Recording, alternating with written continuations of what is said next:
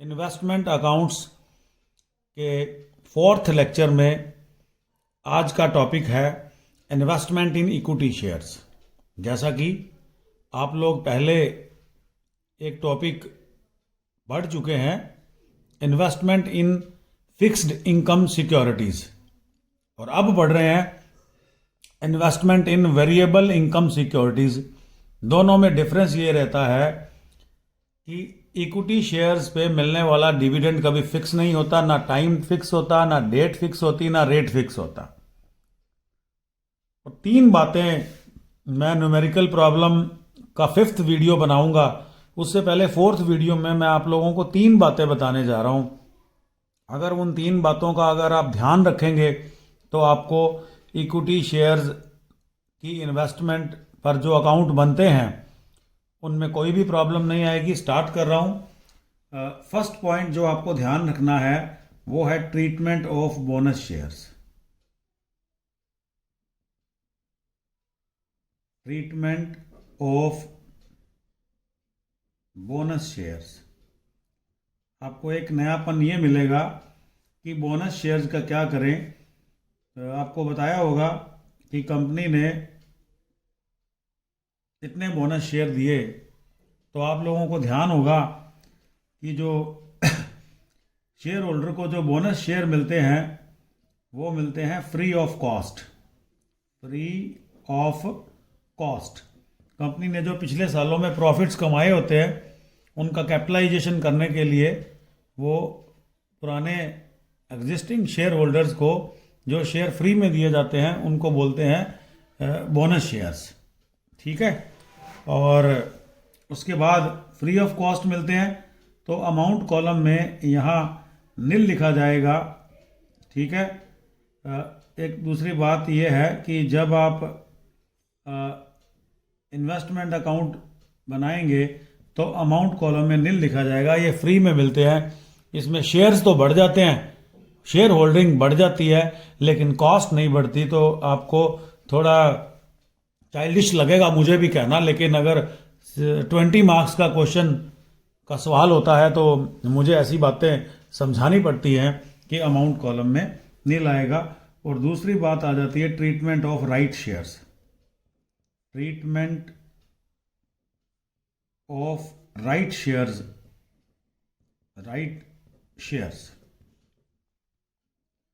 Right shares वो होते हैं, ठीक है, फ्री ऑफ कॉस्ट मिलते हैं, ऊपर भी लिख दूं, टू एग्जिस्टिंग शेयर होल्डर्स को मिलते हैं। ये भी मिलते हैं एग्जिस्टिंग शेयर होल्डर्स को मिलते हैं at a price generally less than the market price. ये जो है ये भी पुराने जो एग्जिस्टिंग से पहले से जो शेयर होल्डर है उनको ही दिए जाते हैं। बोनस शेयर फ्री में मिलते हैं। और ये जो है आपको राइट शेयर जो है, राइट इतना ही है कि कंपनी नए शेयर इशू कर रही है, मिलेंगे उनको जो पहले से हैं, लेकिन इनके पैसे लगेंगे, इनका प्राइस होता है लेकिन मार्केट प्राइस से कम होता है। तो ये शेयर होल्डर के लिए एक बेनिफिट की चीज होती है। और थर्ड पॉइंट मैं स्टार्ट कर रहा हूं, ट्रीटमेंट ऑफ डिविडेंड। जो आज का मेन पॉइंट रहेगा वो है treatment of dividends. Treatment of dividends तो नेक्स्ट स्क्रीन पे दिखाता हूं यहां। तो आप लोगों को इस बात का पूरा ध्यान रखना पड़ेगा कि जो डिविडेंड का पॉइंट है ना, यही सबसे मेन पॉइंट होता है अपने इक्विटी शेयर्स में। सबसे जो टफ पॉइंट होता है, दो छोटे न्यूमेरिकल भी मैंने तैयार किए हैं, वीडियो नंबर 5 और वीडियो नंबर 6 में आपको देखने को मिलेंगे कि सबसे डिविडेंड, मैं एक डायग्राम के थ्रू आपको इतनी बड़ी थ्योरी समझाने की कोशिश कर रहा हूं कि डिविडेंड ना, सबसे पहले आपको न्यूमेरिकल पढ़ के ये बात का पता चल जाएगा कि ये जो डिविडेंड की लाइन लिखी हुई है, ये जो डिविडेंड रिसीव हुआ है उसके बारे में आपको देखना है कि ये डिविडेंड प्रीवियस ईयर का है या करंट ईयर का है। जनरली प्रीवियस ईयर का ही होता है। ठीक है। Previous year dividend, previous years लिख देता हूँ, हालांकि डिविडेंड ऊपर आ गया लेकिन फिर भी कुछ स्टूडेंट मिसगाइड ना हो जाए। डिविडेंड जो है ना, पिछले साल का डिविडेंड मिला है। ये क्वेश्चन पढ़ के पता चल जाता है कि हम जिस साल का न्यूमेरिकल कर रहे हैं उसी साल का डिविडेंड है या पिछले साल का डिविडेंड है, ये क्लियरली बताया होता है। Current years dividend, current year dividend वो होता है जिस साल के अकाउंट्स बना रहे हैं उसी साल में डिविडेंड मिल गया, वो करंट ईयर डिविडेंड है। और जिस साल के अकाउंट्स बना रहे हैं उससे पीछे वाले साल का डिविडेंड अब मिला है तो वो प्रीवियस ईयर डिविडेंड है। ये दो बातें हो गई। तो इसकी ट्रीटमेंट करते समय हमें बहुत ज़्यादा ध्यान रखना पड़ता है कि अगर डिविडेंड प्रीवियस ईयर का है तो हमें ये देखना पड़ता है कि जिस पर equity shares purchased in previous years, dividend भी पिछले साल का है, शेयर भी लास्ट ईयर के परचेज किए हुए हैं, या इक्विटी शेयर्स परचेज्ड इन करंट ईयर। अभी करंट ईयर का मतलब जिस साल का, जैसे मान लीजिए 2019-20 का क्वेश्चन कर रहे हैं तो 18-19 प्रीवियस ईयर हो गया, 19-20 करंट ईयर हो गया। ठीक है, आगे न्यूमेरिकल्स में सब क्लियर हो ही जाएगा, टेंशन की बात नहीं है। तो देखो, पहले तो कंडीशन है डिविडेंड आया, डिविडेंड प्रीवियस ईयर का है और इक्विटी शेयर भी प्रीवियस ईयर के है, तो इसकी ट्रीटमेंट होती है credited to profit and loss account. Credited to profit and loss account, ये इसकी ट्रीटमेंट बनती है। मैं राउंड कर देता हूं, कुछ स्केयर है। Credited to profit and loss account, ठीक है। तो अगली कंडीशन है डिविडेंड प्रीवियस ईयर का है, शेयर करंट ईयर में परचेज किया है, तो डिविडेंड के बारे में बोला जाता है जो डिविडेंड आता है credited to investment account. Investment account को क्रेडिट करना है। इतनी बड़ी थ्योरी का एक बड़ा अच्छा डायग्राम बनाने की कोशिश की जा रही है। आगे आने वाले वीडियो 5 और 6 में इनके न्यूमेरिकल करके दिखाए जाएंगे। आगे बात आ गई है कि हमें जो डिविडेंड मिला है वो करंट ईयर का है। तो देखिए, डिविडेंड करंट ईयर का है, equity share purchased in previous year. ये तो पक्का कर लेना, अगर equity share purchased in previous year है तो डिविडेंड क्या हो जाएगा, credited to profit and loss account. ये तो सोचना ही नहीं कि dividend equity share previous year के हैं तो dividend profit and loss account में जाता है।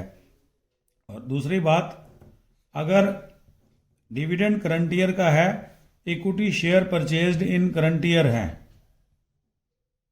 परचेज्ड इन करंट ईयर है, तो आपको क्या करना पड़ता है, उसी साल में जाके स्प्लिट करना पड़ता है कि प्री मंथ्स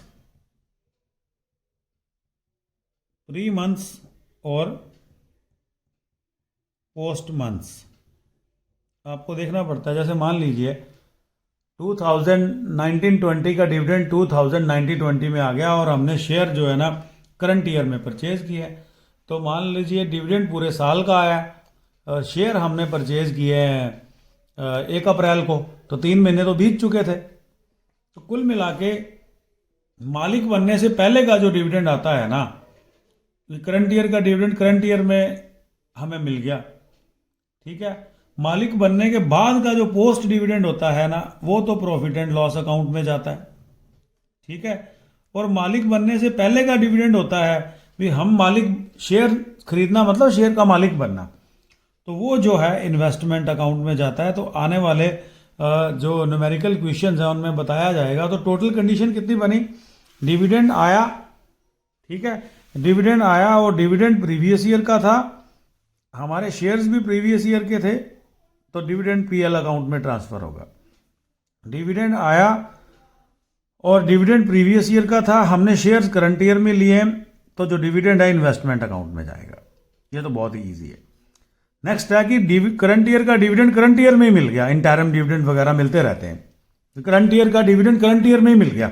तो हमें क्या करना है, हमें देखना पड़ेगा शेयर प्रीवियस ईयर के हैं, तो डिविडेंड आज मिला है, शेयर पहले लिए हुए हैं, मतलब हमारे शेयर परचेज करने के बाद, हमारे शेयर परचेज करने के बाद जो भी डिविडेंड आएगा वो पीएल में जाएगा, प्रॉफिट एंड लॉस अकाउंट। ये देखिएगा, जैसे एक बार वापस चलते हैं, डिविडेंड प्रीवियस ईयर का है, शेयर करंट ईयर में परचेज किए हैं, तो ये कमाई नहीं होता, ये इन्वेस्टमेंट अकाउंट में जाता है।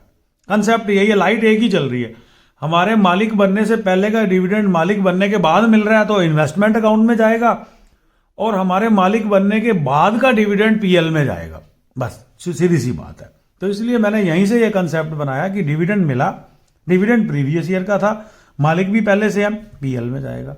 डिविडेंड प्रीवियस ईयर का है, शेयर अब लिए हैं, मतलब मालिक बनने से पहले का, शेयर्स खरीदने से पहले, शेयर मालिक बनने का मतलब शेयर्स का मालिक बनना, शेयर्स खरीदने से पहले का जो डिविडेंड है वो इन्वेस्टमेंट में जाता है। तो यहां इस चीज को चेक करते हैं, करंट ईयर का डिविडेंड है, मालिक पहले से ही है, तो कहां जाएगा, पीएल में। करंट ईयर का डिविडेंड है, मालिक अब बने हैं करंट ईयर में ही, तो उसके महीने देखने पड़ेंगे।